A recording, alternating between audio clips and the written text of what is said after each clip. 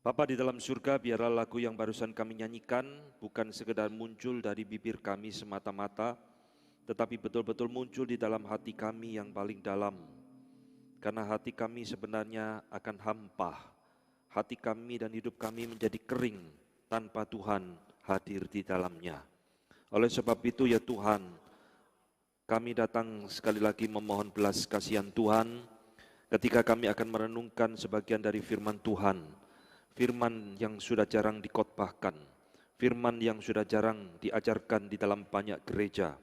Tetapi pada pagi ini kami mau merenungkan kembali bagian yang sulit ini, supaya hati kami kembali diingatkan siapakah Kristus yang kami sembah dan yang kami layani. Mohon belas kasihan Tuhan juga kepada hamba-Mu yang akan berkata-kata, berikan kepada dia hikmat dan bijaksana, supaya yang disampaikan tidak bertentangan dan semata-mata hanya seturut dengan kebenaran firman-Mu. Kami mohon belas kasihan Tuhan, menyerahkan pemberitaan firman dari awal sampai akhirnya. Biarlah nama Tuhan yang dipermuliakan. Di dalam nama Tuhan kami Yesus Kristus, kami berdoa dan mengucap syukur. Amin. Selamat pagi Bapak Ibu sekalian yang dikasihi Tuhan.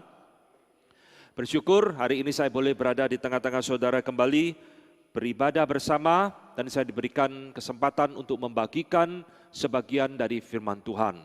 Saudara, tema khotbah hari ini adalah sesuatu yang sangat penting sekali, sesuatu yang sangat luar biasa pentingnya, tetapi jarang sekali sudah dikhotbahkan dan diajarkan di dalam kebanyakan gereja.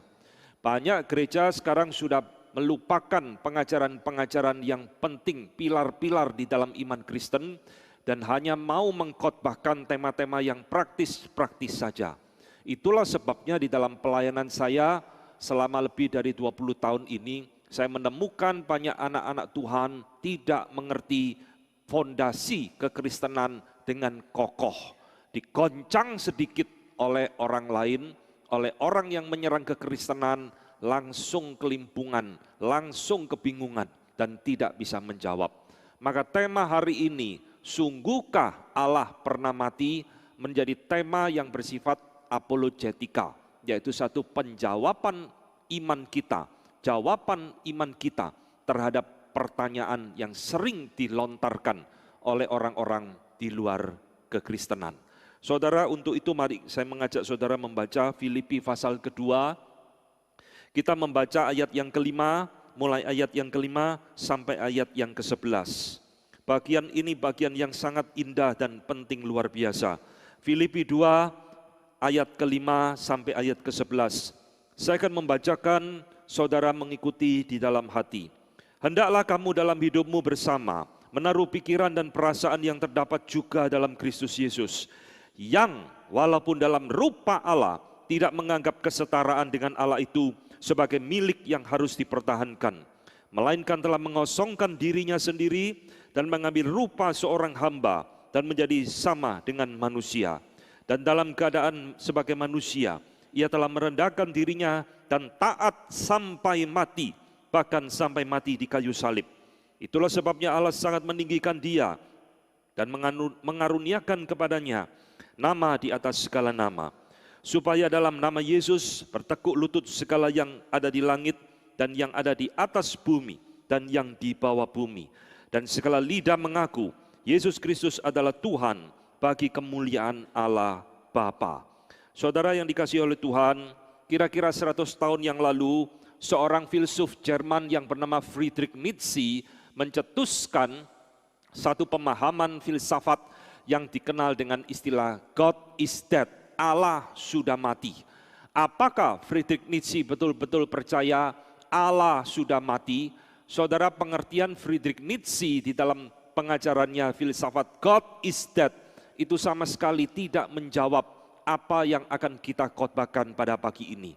Karena di dalam filosofi daripada Nietzsche, Allah sudah mati bukan menjelaskan Alkitab, tetapi justru itu penghinaan terhadap iman Kristen. Allahnya orang Kristen sudah mati. Berarti kita manusia bebas, tidak lagi terikat oleh hukum, tidak terikat lagi oleh firman, karena Allah yang dikenal dan disembah oleh orang Kristen sudah mati, sudah game over, kita tidak lagi membutuhkan Dia. Kita hidup menurut cara dan pemikiran manusia semata-mata. Saudara yang dikasihi Tuhan, memang di dalam banyak hal, kekristenan adalah iman yang unik, yang berbeda dengan semua agama-agama di dalam dunia ini. Di dalam kekristenan ada doktrin Trinitas yang tidak ada di dalam semua agama lain. Di dalam kekristenan ada Allah yang berinkarnasi jadi manusia yang tidak ditemukan di dalam agama lain. Di dalam kekristenan kita mengenal di dalam iman kita Allah pernah mengalami kematian. Saudara, ini sesuatu yang tidak gampang diterima oleh akal sehat manusia.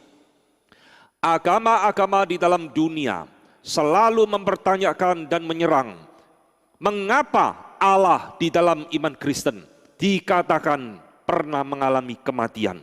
Allah kok mati? Allah mestinya tidak bisa mati. Maka doktrin tentang Allah yang pernah mati ini sesuatu yang tidak masuk akal. Saudara-saudara, banyak iman di luar kekristenan yang menyerang dan mempertanyakan satu pengajaran yang begitu krusial ini. Allah pernah mengalami kematian. Saudara-saudara, bukan hanya orang-orang di luar kekristenan yang mengalami kesulitan untuk memahami Allah pernah mengalami kematian. Bahkan di dalam tubuh kekristenan, di dalam gereja mula-mula, banyak bidat-bidat di dalam kekristenan yang juga sulit dan tidak bisa menerima bahwa Allah pernah mengalami kematian. Di dalam awal abad kedua, di situ muncul satu bidat yang bernama Gnosticism. Saudara, bidat Gnosticism adalah bidat yang saya sebut paling tua dari semua bidat yang pernah muncul di dalam sejarah gereja. Bidat ini itu merupakan campuran dari kekristenan, filsafat Yunani, Buddhisme, semua dicampur jadi satu, dan mereka salah satu doktrin yang terkenal adalah mengatakan Allah itu adalah roh yang tidak mungkin pernah menjelma menjadi manusia. Itulah sebabnya di dalam pandangan bidat Gnosticism mereka sangat menolak, sangat menyangkal Allah pernah mengalami kematian. Karena Allah tidak mungkin masuk di dalam tubuh manusia. Karena roh itu adalah sesuatu yang baik, sedangkan tubuh atau materi sesuatu yang jahat dan berdosa. Maka tidak mungkin yang baik itu mau masuk ke dalam tubuh manusia yang kotor dan najis ini. Saudara, itulah sebabnya di dalam gereja mula-mula, bidat Gnosticisme mau menyaingi kekristenan yang sejati. Mereka menulis berbagai Injil-Injil palsu, di antaranya adalah The Gospel of Peter, Injil Petrus. Di dalam Alkitab kita tidak ada namanya Injil Petrus. Injil cuma ada 4, tapi muncul di gereja mula-mula The Gospel of Peter yang menyangkali kematian Kristus. Saudara, di dalam Gospel of Peter atau Injil Petrus dikatakan Yesus tidak mati, tetapi dia diangkat ke surga. Dia tidak mengalami kematian di atas kayu salib. Lalu muncul satu kitab lain yang juga masih dari Gnosticism, yaitu The Acts of John, kisah dari murid Tuhan Yesus Yohanes. Saudara, di dalam The Acts of John dikatakan pada waktu penyaliban Tuhan Yesus, Yesus yang asli menampakkan diri kepada Yohanes sang murid di sebuah gua. Ini berarti menunjukkan, lalu Yohanes tanya, "Loh, kalau begitu yang disalib itu siapa?" Itu adalah orang lain. Berarti Yesus tidak pernah mati, Yesus tidak pernah mengalami penyaliban. Saudara, di dalam kitab Gnostik yang lain, Egyptian Gnostic Basilides atau Injil Gnostik Basilides, di situ dikatakan yang mati di kayu salib bukan Tuhan Yesus, melainkan Simon orang Kirene yang mengangkut salib Tuhan Yesus, itulah sekaligus disalibkan. Jadi saudara lihat, ini adalah beberapa Injil-Injil Gnostik yang pernah muncul di dalam sejarah gereja, yang semua memiliki penyangkalan Kristus tidak pernah mengalami kematian. Saudara, hingga di dalam abad ke-14, di situ muncul yaitu yang namanya The Gospel of Barnabas. Semua tadi itu adalah Injil-Injil yang ditulis kira-kira abad kedua. Tetapi di dalam abad ke-14 muncul sebuah Injil yang baru yang menggoncangkan dunia kekristenan dan gereja. Injil itu adalah The Gospel of Barnabas. Saudara, Injil ini juga adalah Injil yang palsu. Tidak ada di dalam Alkitab kita. Dan di dalam Injil Barnabas dikatakan, yang mati di salib itu adalah Yudas Iskariot. Saudara, Injil Barnabas ini memang sangat dipengaruhi oleh agama sebelah. Dan kita tahu Injil ini akhirnya menjadi favorit untuk menyerang kekristenan. Bahwa yang mati di salib bukan Yesus Kristus seperti yang kita percayai, tetapi adalah Yudas Iskariot. Saudara, pengantar ini akan membukakan wawasan kepada kita. Tidak semua orang bisa menerima Allah pernah mengalami kematian. Hari ini saya akan mengkhotbahkan dari Filipi pasal kedua. Satu bagian yang sangat penting sekali, tetapi jarang sekali dikhotbahkan di dalam kebanyakan gereja. Saudara sebagai orang Kristen, saudara mengaku anak Tuhan, saudara mengklaim diri sebagai orang percaya, saudara harus mengerti betul-betul apa yang akan saya khotbahkan pada hari ini. Karena ini sesuatu yang penting yang akan meledakkan fondasi iman kekristenan di dalam hidupmu. Saudara-saudara, Alkitab mengatakan kepada kita, meskipun dunia sulit mengerti, menerima Allah pernah mengalami kematian, tetapi Alkitab di dalam berbagai kitab perjanjian baru dengan jelas berulang kali mengatakan Allah pernah mengalami kematian. Iman Kristen selalu bertentangan dengan akal pikiran manusia yang berdosa. Semua pengajaran, semua doktrin kalau dipikirkan tidak pernah sejalan dan bahkan melampaui apa yang pernah dipikirkan manusia. Tidak mungkin seorang perawan melahirkan anak. Alkitab ngomong mungkin. Tidak mungkin Allah bisa mengalami kematian. Alkitab mengatakan Allah pernah mengalami kematian. Saudara, salah satu jawaban yang diberikan di dalam Alkitab untuk menjelaskan betulkah Allah pernah mengalami kematian adalah di dalam Filipi pasal kedua yang tadi kita baca. Perikop tadi yang kita baca itu disebut oleh beberapa pentafsir Alkitab sebagai hymn of Christ, pujian tentang Kristus. Berarti saudara, perikop yang tadi kita baca ini itu adalah apa yang dipercayai oleh gereja mula-mula. Hymn of Christ adalah satu pemahaman tentang Kristus yang dipercayai oleh gereja awal. Bahkan sebelum Paulus sendiri sudah bertobat. Sehingga Paulus di dalam bagian ini menuliskan di dalam Filipi, Paulus hanya mencuplik, Paulus hanya mengutip apa yang sudah ada beredar di gereja mula-mula. Lalu dia berikan di dalam surat Filipi ini. Mengapa dia mencuplik? Mengapa dia mengutip hymn of Christ ini? Karena di dalam jemaat Filipi, di situ terjadi konflik peperangan, perpecahan antara dua pemimpin gereja. Sehingga Paulus tadi di dalam ayat kelima memberikan nasihat, hendaklah hidupmu meneladani Kristus. Lalu dia menjelaskan di dalam dan melalui hymn of Christ ini. Saudara, hari ini saya akan menguraikan apa yang Paulus berikan di dalam Filipi pasal kedua ini. Ini penjelasan Paulus memberikan kepada kita logika urutan mengapa iman Kristen percaya Kristus yang adalah Allah pernah mengalami kematian. Yang pertama saudara lihat, Paulus membuka hymn of Christ ini dengan satu statement bahwa Kristus adalah Allah. Ini penting luar biasa. Paulus memulai mengutip hymn of Christ ini dengan satu titik berangkat, Kristus adalah Allah. Dia mengatakan, Kristus yang adalah rupa Allah. Di dalam bahasa Inggris menggunakan the form of God. Apa maksud dari kalimat ini? Kristus adalah rupa Allah. Bukankah Allah tidak punya rupa? Bukankah Allah tidak memiliki bentuk, form?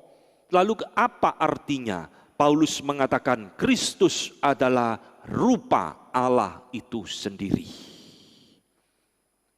Saudara-saudara, penjelasan yang paling baik diberikan bahwa kalimat Kristus adalah dalam rupa Allah, ini menunjuk kepada kesamaan natur dan hakikat Kristus dengan Allah itu sendiri.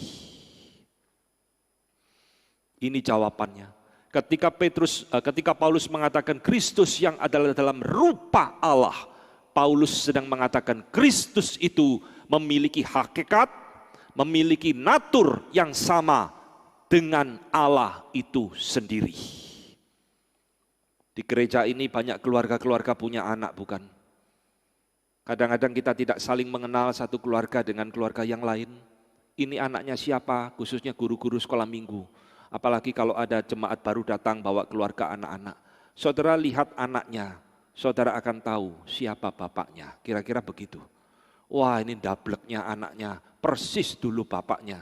Dulu bapaknya sekolah minggu juga dableknya persis kayak anaknya. Nah itulah, jadi anak itu adalah rupa bapaknya sendiri. Memiliki natur dan hakikat yang sama. Saudara, Paulus di dalam bagian ini ingin mengatakan kepada kita, Kristus yang adalah rupa Allah, berarti dia memiliki hakikat dan esensi yang sama dengan Allah itu sendiri. Ini diperkuat dengan ayat 6 bagian belakang. Dia mengatakan yang menganggap kesetaraan dengan Allah itu bukan sebagai milik yang harus dipertahankan. Paulus menegaskan kembali, Kristus itu setara dengan Allah, equality with God. Saudara, ini adalah kristologi yang penting sekali. Kristus tidak lebih rendah dari Allah Bapa. Kristus bukan dicipta oleh Allah Bapa. Kristus bukan diangkat dan diadopsi menjadi Allah. Ini semua adalah kristologi, pemahaman tentang Kristus yang keliru di dalam ajaran Saksi Yehova. Saksi Yehova percaya Yesus, percaya. Mormon percaya Yesus, percaya. Tapi bagi mereka Kristus itu adalah ciptaan. Kristus itu adalah nomor 2, dia lebih rendah dari Allah Bapa. Ini bukan ajaran iman Kristen yang sejati. Karena Paulus di dalam bagian ini dengan jelas mengatakan, Kristus adalah rupa Allah dan dia dikatakan setara dengan Allah itu sendiri. Saudara, Kristus adalah Allah pada dirinya sendiri. Dia bukan diangkat jadi Allah. Dia adalah anak Allah pada dirinya sendiri di dalam relasi dengan Bapa sejak di dalam kekekalan. Mengapa orang percaya disebut anak Allah? Kristus juga disebut anak Allah. Bedanya apa? Saudara, kita disebut anak Allah karena kita diadopsi menjadi anak Allah. Ngerti? Kristus adalah anak Allah bukan karena adopsi, karena memang hakikat dan natur dia adalah anak Allah. Ini yang membedakan, saudara. Itulah sebabnya kita berbeda disebut dengan anak Allah dengan Kristus. Karena kita diadopsi bukan karena natur kita adalah anak Allah. Lalu Paulus dalam ayat ini berarti mengatakan, Yesus adalah rupa Allah. Dia setara dengan Allah. Ini sama dengan apa yang Yohanes katakan di dalam pasal 1 ayat ke-1. Saudara, Yohanes 1 ayat 1 adalah firman Tuhan yang penting luar biasa. Pada mulanya adalah firman. Firman itu bersama-sama dengan Allah. Dan firman itu adalah Allah sendiri. Ini bicara di dalam kekekalan. Yesus sejak kekal, dia adalah Allah. Yesus sejak di dalam kekekalan, dia adalah rupa Allah. Yesus sejak di dalam kekekalan, dia adalah setara dengan Allah. Ini yang Paulus ingin katakan di dalam ayat yang ke-6. Dengan kata lain, Yesus adalah Allah pada dirinya sendiri. Dia adalah pribadi kedua dari Allah Tritunggal. Meskipun di dalam Allah Tritunggal, kita selalu menyebut Allah Bapa terlebih dahulu, lalu Allah Anak, lalu Allah Roh Kudus. ini tidak menunjukkan ordo tingkatan-tingkatan, saudara. Allah anak adalah Yesus Kristus, Sang Firman itu sendiri yang Yohanes katakan, setara dengan Allah di dalam Filipi pasal kedua ayat yang ke-6. Mas saudara, ini adalah pemahaman yang harus kita pegang baik-baik di dalam hidupmu sebagai orang percaya. Siapakah Yesus? Yesus adalah Allah itu sendiri. Maka di dalam poin berikutnya ayat yang ke-7, Paulus sekarang menunjukkan, tetapi meskipun dia adalah dalam rupa Allah, dia setara dengan Allah, tetapi dia tidak menganggap kesetaraan itu sebagai milik yang harus dipertahankan. Melainkan dia mengosongkan diri dan mengambil rupa seorang hamba. Saudara yang dikasihi Tuhan, Paulus sekarang berbicara tentang inkarnasi. Yesus yang adalah rupa Allah sekarang tidak menganggap kesetaraan dengan Allah itu sebagai milik yang harus dia pertahankan. Di dalam bahasa aslinya, apa arti milik yang harus dipertahankan ini? Saudara-saudara, kata ini hanya muncul satu kali di dalam perjanjian baru kita dan tidak pernah muncul di dalam semua kitab-kitab perjanjian baru. Sebagai milik yang harus dipertahankan, itu artinya adalah something to be exploited for his own selfish advantage. Artinya meskipun Yesus adalah Allah, dia tak pernah mengeksploitasi kesetaraan dengan Allah itu untuk kepentingan dirinya sendiri yang bersifat egoistik. Ini artinya saudara. Saudara, banyak orang kalau sudah di dalam posisi dan jabatan tertentu, baru muncul sifat aslinya. Dulu sebelum punya jabatan, belum punya kuasa, baik-baik.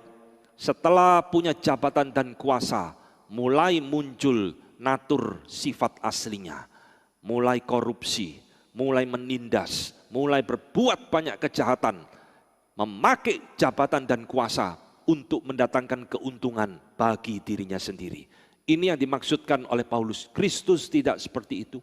Meskipun dia adalah Allah, meskipun dia adalah setara dengan Allah, tapi dia tidak mempertahankan dan mengeksploitasi semua hak istimewa itu untuk dirinya sendiri. Maka saudara-saudara, Tuhan Yesus dikatakan di dalam ayat ke-7, melainkan dia telah mengosongkan diri dan mengambil rupa seorang hamba. Perhatikan Paulus sekarang menggunakan kata rupa yang kedua kalinya. Tadi di depan dia mengatakan, Kristus adalah rupa Allah. Sekarang dia mengatakan Kristus mengosongkan diri, mengambil rupa seorang hamba. Dua kali rupa muncul. Rupa Allah, rupa seorang hamba. Saudara, apa maksud Paulus mengatakan kalimat ini? Banyak orang salah mentafsir Filipi 2 ayat ke-7 dan mengatakan, oh berarti Yesus mengosongkan diri, berarti dia menanggalkan semua sifat Allahnya, dia lalu berubah jadi manusia biasa. Ini tafsiran yang keliru. Tafsiran yang lebih tepat adalah mengosongkan diri, berarti Kristus itu bukan menanggalkan keilahiannya. Kristus tidak pernah berhenti menjadi Allah, tetapi Kristus justru menambahkan natur manusia di dalam pribadinya. Sekarang saya harus menjelaskan kepada saudara prinsip-prinsip penting tentang Kristus, supaya saudara mengerti. Kristus yang saudara sembah itu siapa? Saya tidak ingin saudara menjadi orang Kristen yang hanya mengenal Yesus ketika saudara sakit lalu disembuhkan. Ketika saudara ada problem lalu ditolong. Haleluya, puji Tuhan. Lalu ketika ditanya, siapa Kristus? Tidak tahu. Pokoknya Yesus sembuhkan saya. Pokoknya Yesus tolong saya. Itu yang saya mau tahu. Tidak. Kita tidak boleh menjadi orang Kristen seperti ini, saudara. Saudara harus mengenal siapa Yesus yang dinyatakan di dalam Alkitab dengan tepat dan benar. Maka hari ini Paulus mengingatkan kepada Kristus, kepada kita. Yesus Kristus yang adalah rupa Allah, sekarang dia menjadi rupa seorang hamba. Sama seperti arti kata rupa Allah, berarti dia memiliki sifat satu hakikat dengan Allah. Maka rupa seorang hamba di sini artinya juga sama. Kristus sekarang memiliki natur sebagai seorang manusia. Saudara, inilah yang harus kita kenali baik-baik.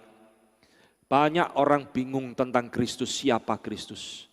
Dan karena khotbah ini jarang dikhotbahkan, maka banyak orang Kristen tidak mengenal Kristus yang pernah datang ke dalam dunia ini.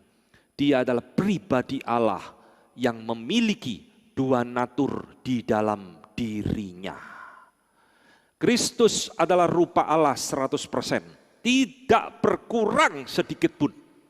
Sekarang ditambahkan kepada pribadinya rupa seorang hamba, natur seorang manusia yang juga 100% itu ada di dalam pribadi Yesus Kristus. Jadi Yesus Kristus adalah pribadi Allah yang ketika dia datang ke dalam dunia menjadi manusia, dia memiliki sifat manusia 100% sama seperti engkau dan saya. Dia bisa kelelahan sampai tertidur. Dia bisa kehausan sampai meminta minum kepada perempuan Samaria. Bahkan dia bisa mengalami kesakitan pada waktu disalib. Dan akhirnya memberikan nyawanya kepada Bapa dan mati. Ini yang dicatat di dalam kitab Injil. Tetapi pada saat yang bersamaan kitab Injil juga mencatat Yesus Kristus adalah tetap Allah 100%. Dia berhak mengampuni dosa orang berdosa. Dia memiliki kuasa untuk mengusir setan. Ini sifat ilahi dan sifat manusia ada pada diri Yesus Kristus. Saudara-saudara yang dikasihi Tuhan.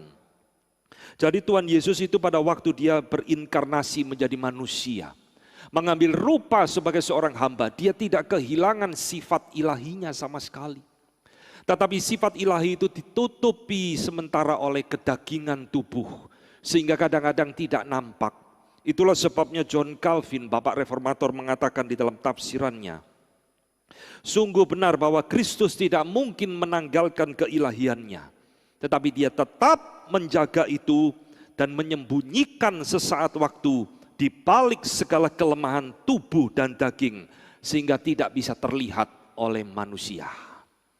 Di dalam inkarnasinya, keilahian Kristus seolah-olah tidak nampak, walaupun kadang-kadang muncul di dalam berbagai kasus.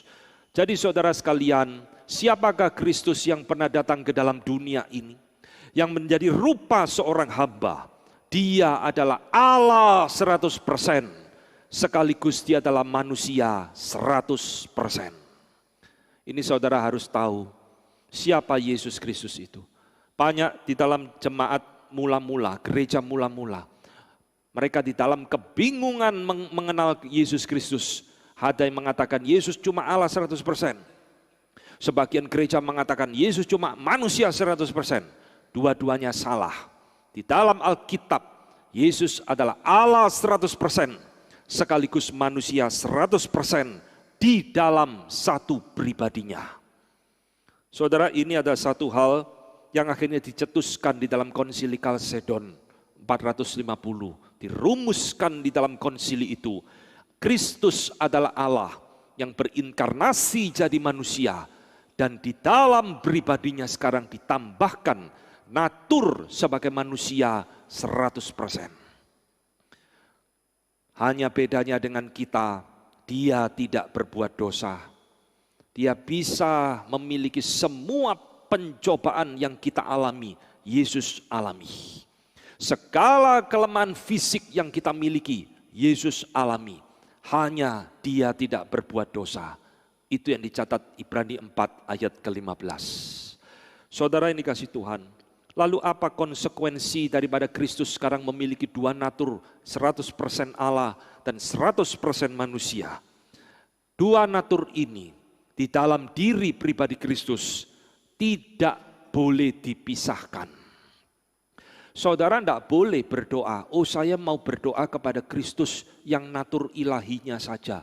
Saya tidak mau gubris yang natur manusiawi, tidak bisa.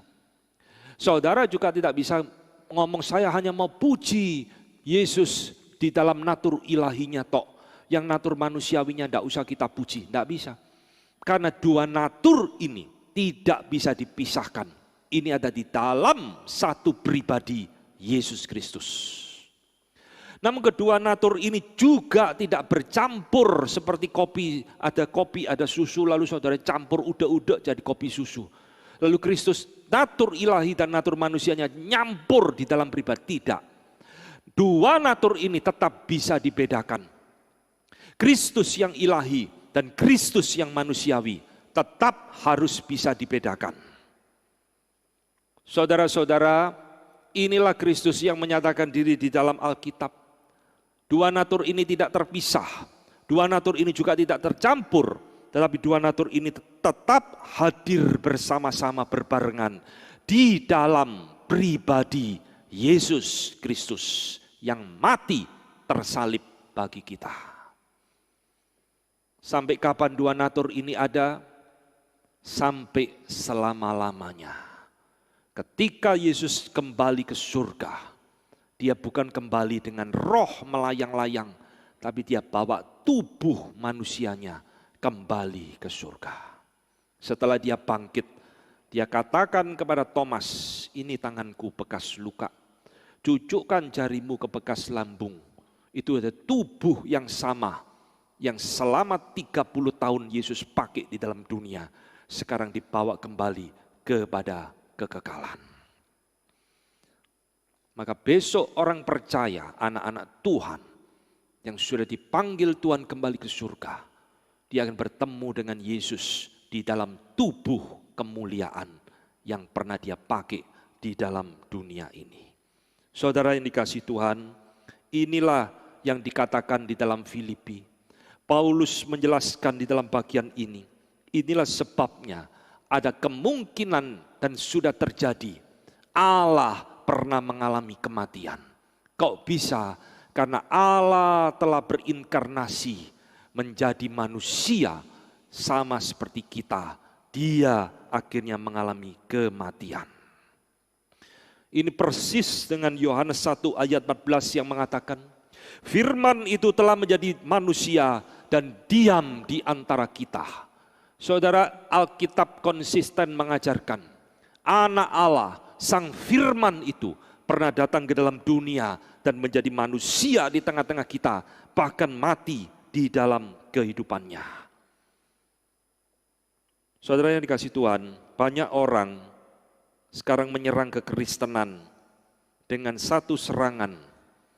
Kapankah Kristus mengaku dirinya Allah, lalu mengatakan, sembahlah saya karena saya Allah? Pernah dengar?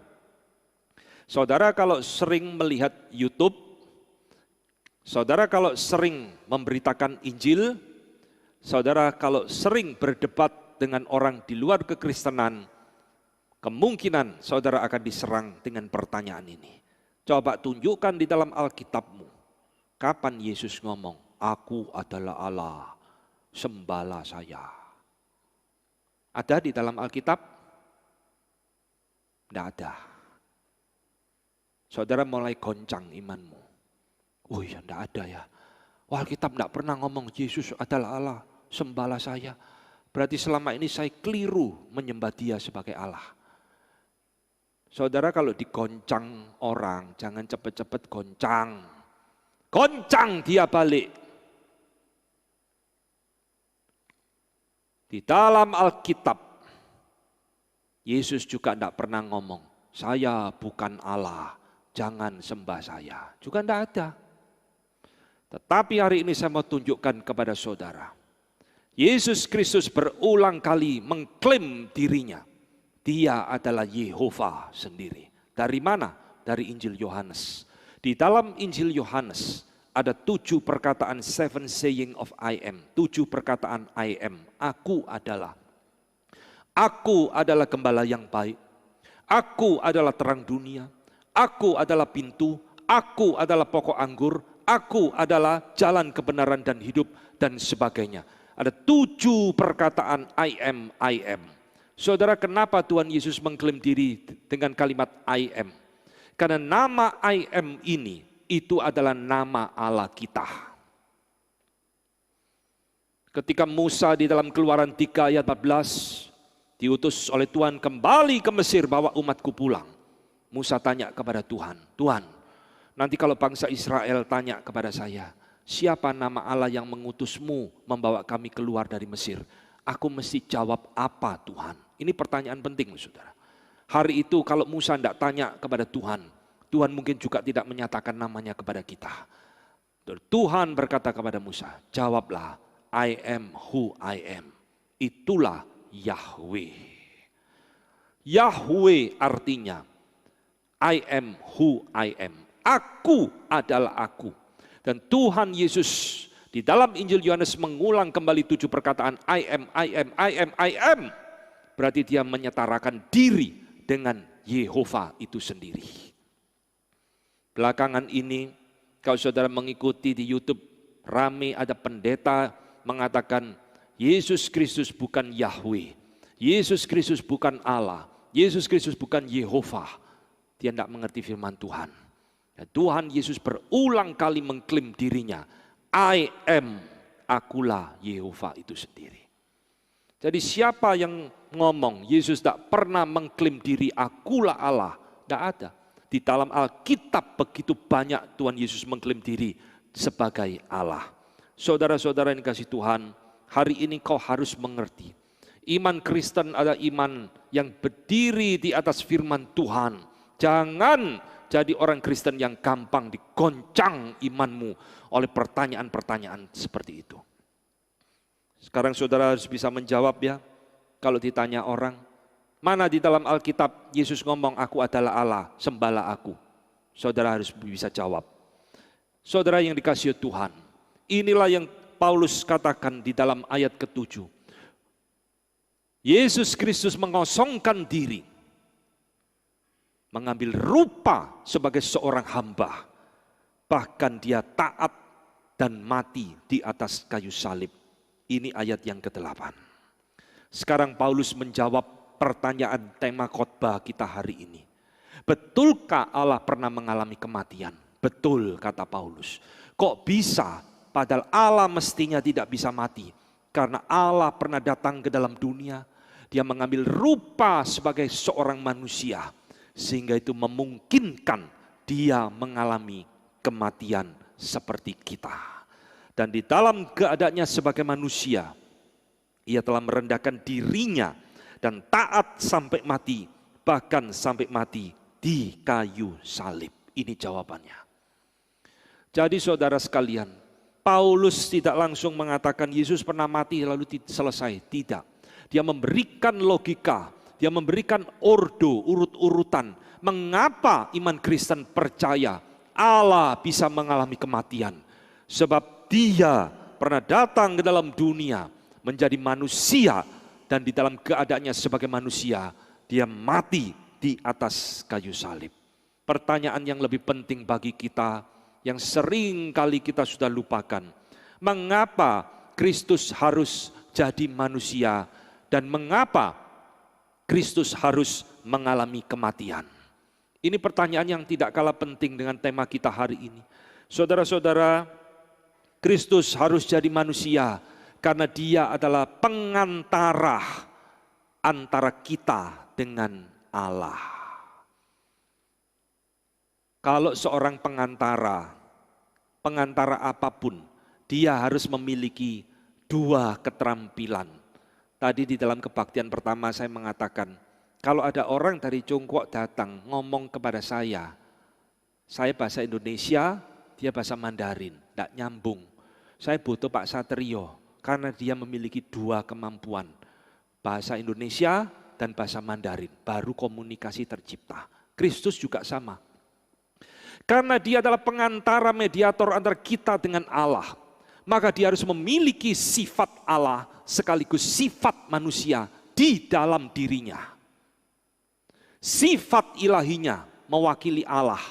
Sifat kemanusiaannya mewakili engkau dan saya.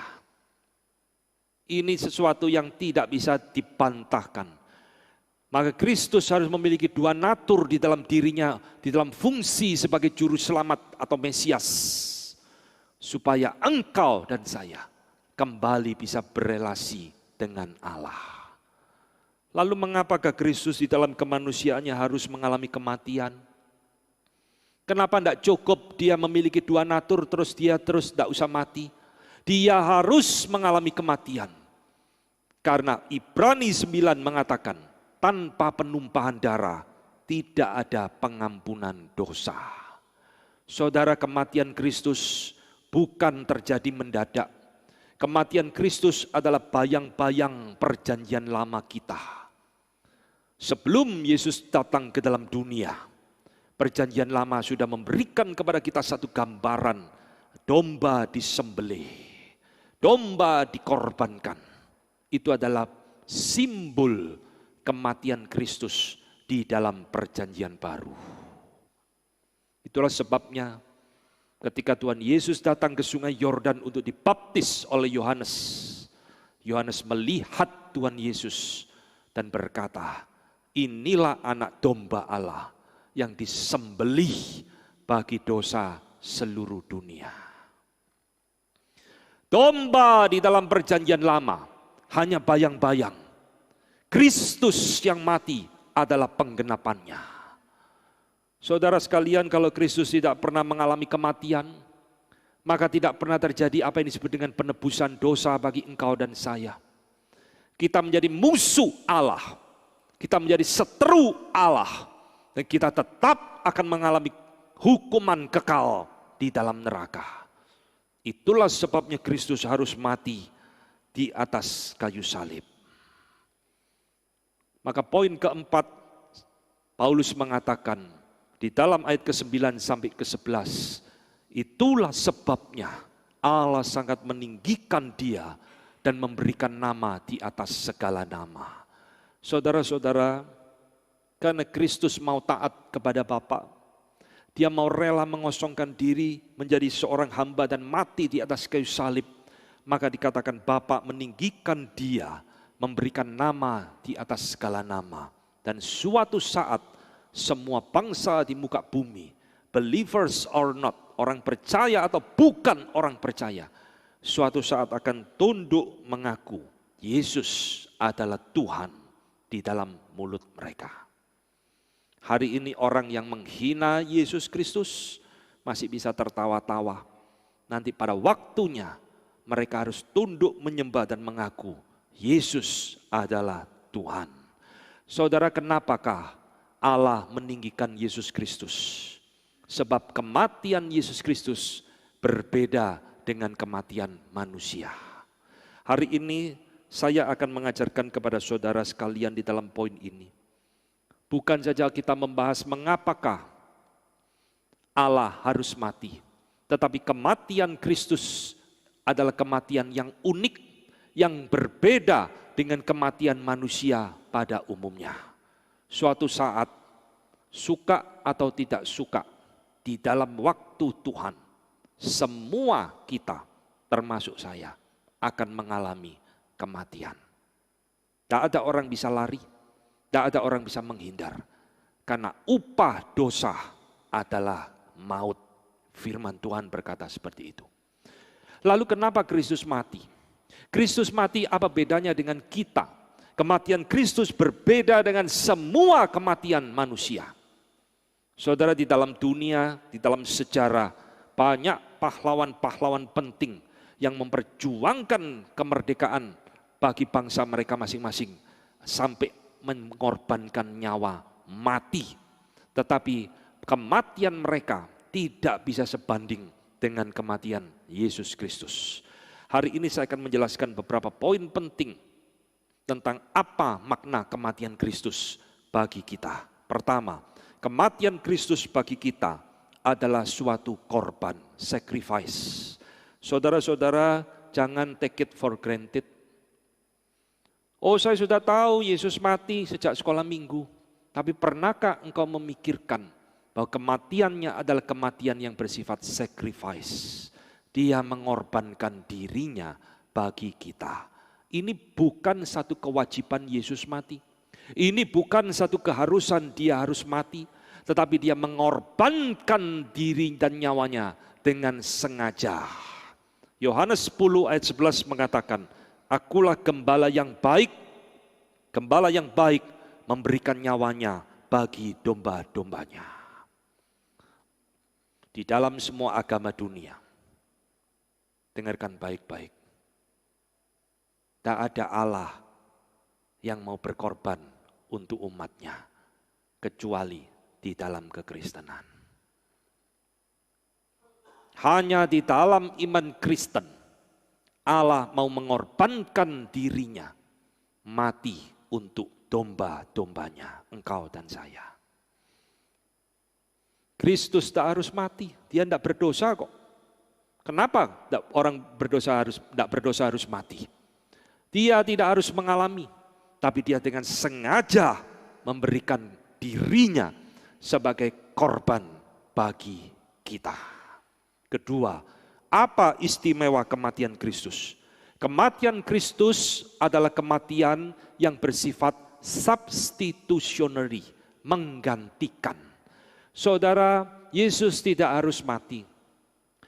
Tetapi kalau dia mati, berarti kematiannya itu bukan karena kesalahan dia, tetapi dia sedang menggantikan engkau dan saya yang harusnya menerima penghukuman dari Allah. 2 Korintus 5 ayat 21 Paulus kembali mengatakan, dia yang tidak mengenal dosa dibuatnya menjadi dosa karena kita, supaya di dalam dia kita dibenarkan oleh Allah. Saudara-saudara, Kristus mati di atas kayu salib untuk menggantikan engkau dan saya. Siapa yang bisa tahan dengan murka Allah? Tidak ada. Siapa yang bisa tahan dengan murka Allah? Tak seorang pun. Hanya Yesus Kristus, karena dia memiliki sifat Allah, dia bisa menahan segala murka Allah di atas kayu salib bagi engkau dan saya. Inilah yang Yesus lakukan bagi engkau dan saya. Dia mati bukan karena kesalahan, dia mati bukan karena kejahatannya, dia mati untuk menggantikan domba-dombanya. Kalau saudara kita disuruh mati menggantikan saudara kita sendiri pun, belum tentu kita mau. Tapi Allah begitu mengasihi kita, memberikan anaknya untuk menggantikan kita, supaya kita tidak mengalami penghukuman Allah. Yang ketiga, kematian Kristus yang unik adalah kematiannya itu adalah bersifat penebusan, redemptif. Saudara, menebus artinya apa? Menebus artinya membebaskan. Kristus mati bukan sekedar untuk menggantikan. Menggantikan dari apa? Menggantikan dari hukuman dosa. Kematian Kristus membebaskan kita dari belenggu dosa. Sejak manusia berdosa, manusia dibelenggu oleh dosa. Tidak bisa lepas dari kuasa dosa di dalam hidupnya. Siapa yang bisa membebaskan aku, kata Paulus. Aku manusia celaka, kata Paulus. Tapi bersyukur untuk anugerah Tuhan di dalam hidupku. Saudara-saudara, Kristus mati di atas kayu salib. Kematiannya adalah kematian yang bersifat menebus, membebaskan, memberikan kemerdekaan kita dari belenggu dosa di dalam hidup kita. Tak ada pemimpin agama yang bisa membebaskan engkau dari dosa. Tak ada kitab suci apapun yang bisa membebaskan engkau dari hukuman Allah. Kecuali anak Allah turun ke dalam dunia, mati di atas kayu salib, menggantikan engkau dan saya. Barulah itu yang namanya redemption, penebusan terjadi. Saudara-saudara yang dikasihi Tuhan, Ini semua poin-poin penting di dalam kematian Kristus yang sudah kita lupakan. Yohanes 1 Yohanes 4 ayat 10 mengatakan, inilah kasih itu, bukan kita yang mengasihi Allah, tetapi Allah yang mengasihi kita dan yang mengutus anaknya sebagai pendamaian bagi dosa-dosa kita. Maka poin keempat, kematian Kristus itu adalah memberikan pendamaian antara kita dengan Allah. Bukan kita yang terlebih dahulu mengasihi Tuhan. Tuhan yang mengasihi kita terlebih dahulu, memberikan anaknya mati supaya kita diperdamaikan kembali dengan Allah. Di dalam hidup kita, pasti kita pernah punya musuh. Entah kita yang memusuhi orang, atau orang itu memusuhi kita. Dimusuhi orang, tak penting saudara. Saya sebagai hamba Tuhan banyak dibenci oleh orang sesama hamba Tuhan, gereja-gereja tentu saya tidak peduli. Dibenci orang bukan masalah, tapi dibenci Tuhan itu problem besar di dalam hidupmu. Ini yang dikatakan oleh Yohanes. Kematian Kristus membawa pendamaian kita dengan Allah. Saudara-saudara, setelah kita berdosa, kita ini jadi musuhnya Allah, saudara. Kita ini musuhnya Allah, bukan musuhnya manusia toh. Kita musuh Allah, dan kalau Allah memusuhi, murkanya itu menyala-nyala dengan luar biasa. Penghakiman dan penghukuman Allah itu menanti kepada musuh-musuh Allah. Tetapi saudara lihat, Alkitab mengatakan kematian Kristus itulah yang mendamaikan kita kembali dengan Allah. Kalau Kristus tidak mati, tidak terjadi reconciliation. Tidak mungkin terjadi pendamaian antara kita dengan Allah. Kematian Kristus itu memuaskan keadilan Allah. Kematian Kristus memadamkan murka Allah yang menyala-nyala. Sehingga dia kembali merangkul kita dan membawa kita menjadi anak-anaknya kembali. Inilah berita daripada firman Tuhan. Kau jadi orang Kristen jangan pikir karena keturunanmu, papaku pendeta, kakekku pendeta, aku pasti jadi anak Tuhan. Tidak. Kalau engkau tidak terima Tuhan di dalam hidupmu secara pribadi, sebagai juru selamat, engkau adalah orang yang binasa. Saya harus mengatakan semua ini, saya tidak berkhotbah menyenangkan telinga saudara. Yesus Kristus adalah satu-satunya jalan keselamatan di dalam hidup orang berdosa. Dia satu-satunya jalan pendamaian yang diberikan Allah kepada dunia yang berdosa ini. Termasuk kepada engkau dan saya. Hari ini kalau engkau jadi orang Kristen hanya beribadah di gereja, hanya sebatas tuntutan agama, engkau bukan anak Tuhan yang sejati. Terima Tuhan di dalam hidupmu, supaya engkau boleh berdamai kembali dengan Allah. Saudara-saudara yang dikasihi Tuhan, tidak ada yang bisa memadamkan murka Allah. Tidak ada yang bisa lagi memuaskan keadilan Allah, kecuali Yesus mati di atas kayu salib. Baru Allah puas, keadilannya boleh digenapkan. Tadi pagi saya memberikan ilustrasi, di Indonesia beberapa tahun lalu terjadi satu peristiwa, seorang dibunuh oleh komandannya sendiri. Dan saudara ingat di dalam proses pengadilan itu, keluarga sangat berduka cita luar biasa. Dan hanya menuntut satu kepada hakim, berikan keadilan kepada kami. Anak sudah mati, tidak bisa hidup lagi. Yang kami tuntut adalah keadilan. Ngerti saudara? Orang berdosa saja bisa memiliki sense keadilan. Apalagi kita orang berdosa memberontak kepada Allah. Allah menuntut satu keadilan di dalam dirinya. Siapa yang bisa memuaskan keadilan Allah? Tidak ada. Siapa yang bisa memadamkan murka Allah? Tidak ada. Kecuali Yesus Kristus. Itulah jalan pendamaian kita dengan Allah. Yang kelima, apa arti kematian Kristus? Kematian Kristus adalah bukti terbesar cinta Tuhan kepada engkau dan saya. Gereja zaman sekarang sudah rusak teologianya tentang definisi love of God. Tuhan mencintai engkau kalau Tuhan memberkati engkau dengan harta, benda, teologi, sukses, kemakmuran. Itu tanda cinta Tuhan kepada engkau. Tuhan mencintai engkau kalau apa yang engkau minta pasti dituruti Tuhan. Berarti Tuhan mencintai engkau. Tuhan mencintai engkau kalau dia banyak membuat mujizat di dalam hidupmu. Berarti Tuhan mencintai engkau. Itu teologi yang rusak. Alkitab tak pernah mengajarkan seperti itu. Tuhan mengasihi kita dengan kasih yang paling besar, diberikan anaknya bagi dunia, bagi engkau dan saya.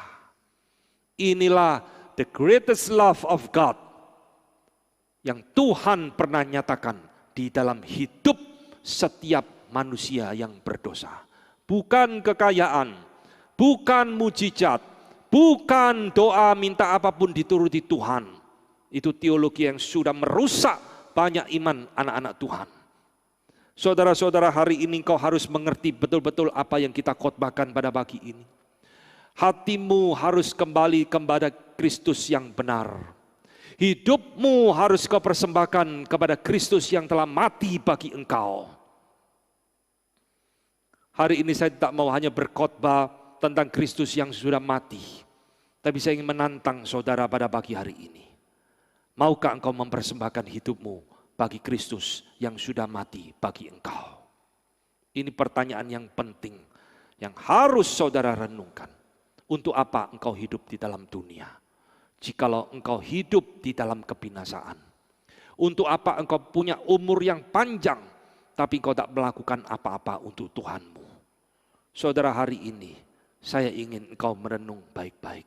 Maukah engkau persembahkan hidupmu bagi Kristus yang sudah mati bagi engkau?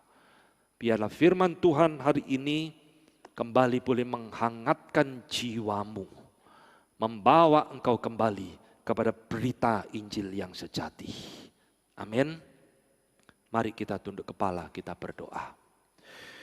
Bapa di dalam surga, kami bersyukur memiliki Allah seperti Engkau. Allah yang begitu mengasihi kami, orang-orang berdosa yang sebenarnya tidak layak Tuhan kasihani. Tetapi Tuhan telah memberikan Kristus yang adalah rupa Allah, yang adalah setara dengan Allah, yang adalah Allah itu sendiri, datang ke dalam dunia, mati untuk kami. Tuhan, betapa sering di dalam hidup kami melupakan Engkau. Kami menganggap kematian Kristus sebagai take it for granted, yang tidak pernah kami gubris di dalam hidup kami.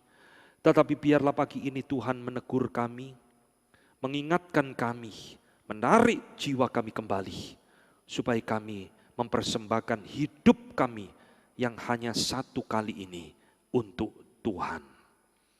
Pakai diri kami Tuhan, supaya kami boleh menjadi alat di tangan Tuhan bagi kemuliaan nama Tuhan. Terima kasih untuk firman-Mu, terima kasih untuk anugerah-Mu. Di dalam nama Tuhan kami Yesus Kristus, kami sudah berdoa dan mengucap syukur. Amin.